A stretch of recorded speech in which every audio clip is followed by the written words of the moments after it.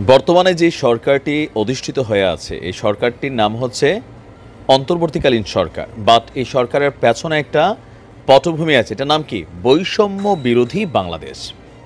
আমি জানি না যে পৃথিবীর অন্যান্য দেশে আসলে এই আইনগুলা কোন কোন দেশে কতটা আছে, তবে ২০০৯ সালে বাংলাদেশ আওয়ামী লীগ সরকার একটা আইন করেছিল। সেই আইনটা স্পেশালি শুধুমাত্র শেখ পরিবার, হচ্ছে বঙ্গবন্ধু শেখ মুজিবুর রহমানের দুই কন্যা, তাদের ছেলে মেয়ে, তাদের নাতিপতি, এরপরে সম্ভবত প্রজন্ম যারা আছে, আজীবন রাষ্ট্রীয় খরচে একটা স্পেশাল সিকিউরিটি পেত। একজন very very important person like রাষ্ট্রপতি যে ধরনের সিকিউরিটি পায়, ঠিক এই ধরনের সিকিউরিটি পাওয়ার জন্য একটা আইন করা হয়েছিল। তো সেই আইনটা নিয়ে নানান সময় অনেক বিতর্ক হয়েছে, কিন্তু আইনটা বলবৎ ছিল। এবার আজকে সেই আইনটা বাতিল হতে যাচ্ছে। ডক্টর ইউনূস স্বয়ং এই আইনটার ব্যাপারে আজকে বৈঠকে বসতে যাচ্ছেন। তো আপনি কি মনে করছেন যে যেহেতু বঙ্গবন্ধুর ফুল ফ্যামিলিকে 1975 সালে হত্যা করা হয়েছিল, সম্ভবত সেই বিষয়গুলোকে মাথায় রেখেই ২০০৯ সালে আওয়ামী লীগ ক্ষমতায় আসার পরে এই আইনটা করেছিল। তো আইনটাতে কী কী আছে বা কেনই এটাকে বাতিলের আলোচনাটা সামনে এলো? ২০০৯ সালে আওয়ামী লীগ সরকার গঠনের পর জাতির পিতার পরিবারের সদস্যদের নিরাপত্তা আইন ২০০৯ প্রণয়ন করে বঙ্গবন্ধু শেখ মুজিবুর রহমানের জীবিত দুই কন্যা, তারপর হচ্ছে তাদের সন্তানদের এবং নাতিপতিদের আজীবন বিশেষ নিরাপত্তা নিশ্চিত করার জন্য এই আইনটা পাশ করা হয়েছিল, বা এতদিন আওয়ামী লীগ সরকার ক্ষমতায় থাকাকালীন তারা এই সুযোগটা পেত।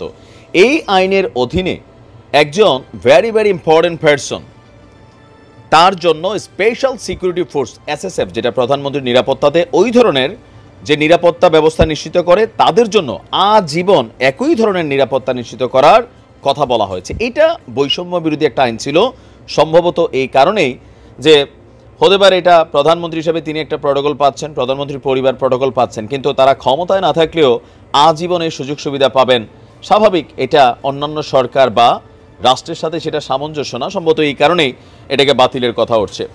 বিশেষ নিরাপত্তা বাহিনী আইন ২০২১ সালে প্রণীত হয়, যাতে ভিভিআইপি যেমন রাষ্ট্রপতি এবং বঙ্গবন্ধুর পরিবারের সদস্যদের যে কোনো স্থানে সমান নিরাপত্তা নিশ্চিত করা যায়।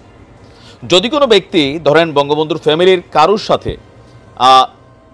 তারা এক জায়গায় বসে চা খাচ্ছে, বাট একজন ব্যক্তি সে ঘুরঘুর করতেছে, তো এসএসএফ এর মনে হয়েছে যে এটা নিরাপত্তার হুমকি সৃষ্টি হচ্ছে, তখন এসএসএফ সদস্যরা তাকে গ্রেপ্তার করার ক্ষমতা রয়েছে। এসএসএফ এর মনে হইলেই হয়েছে। আবার ওই ব্যক্তি যদি গ্রেপ্তার এড়ানোর চেষ্টা করে বা দৌড়ে পালানোর চেষ্টা করে, আর এসএসএফ সদস্যরা যদি মনে করে তাকে গুলি করা প্রয়োজন, তাহলে গুলি করতে পারবে, এবং প্রয়োজনীয় উপায়ে যে কোনো উপায়ে তাকে মাইরা ফেলার অধিকার দেওয়া হয়েছে এই আইনে।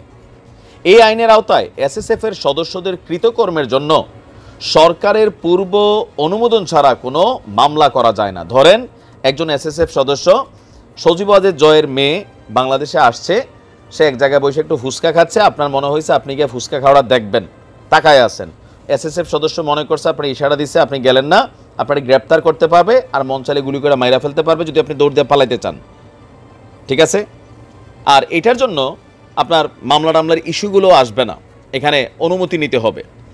তো এই রিটে সদস্যদের যা কি বলে বঙ্গবন্ধু পরিবারের সদস্যদের নিরাপত্তা আইন ২০০৯ এবং বিশেষ নিরাপত্তা বাহিনী আইন ২০২১-এর ধারা ২-এর খ, ২-এর গ, ৮-এর ১, ৮-এর ৩, ৮-এর ৪ এবং ৯-এর ২, যেখানে শেখ মুজিবুর রহমানের পরিবারের সদস্যগণ লেখা আছে, সেগুলো অসাংবিধানিক এবং অবৈধ ঘোষণা করার জন্য রিট করা হয়েছে।